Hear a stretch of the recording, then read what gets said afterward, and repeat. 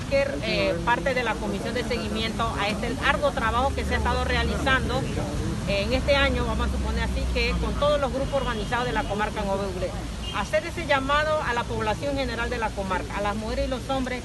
a este evento trascendental ya firmado por el gobierno de Nito Cortizo, a lo que es el llamado de elección de autoridad tradicional. Este decreto también tiene algo novedoso.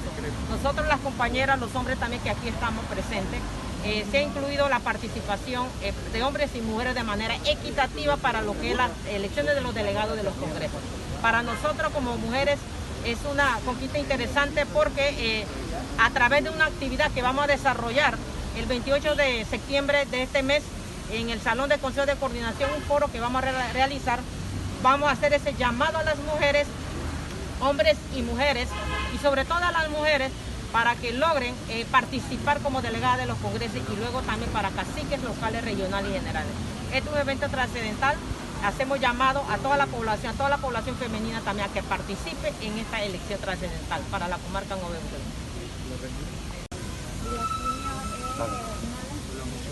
Nos complace anunciarle a la ciudadanía en Nuevo Buglé y a la población en general que finalmente la tarde de ayer el decreto ejecutivo 256 del 14 de septiembre de 2021 es publicada en Gaceta Oficial,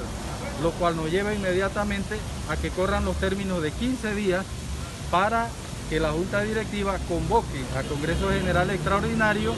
con el tema único de designar a la Comisión Electoral que coordinará en conjunto con el Tribunal Electoral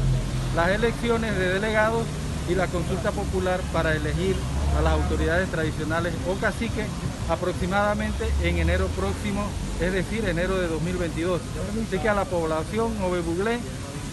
y campesinos, a los aspirantes, a todas aquellas personas que quisieran ser parte de esta fiesta electoral Nuevo Buglé, están avisados de que corre el término para el Congreso Extraordinario y de allí que se abran entonces las coordinaciones con el Tribunal Electoral para realizar el proceso de elecciones de autoridades tradicionales en la comarca.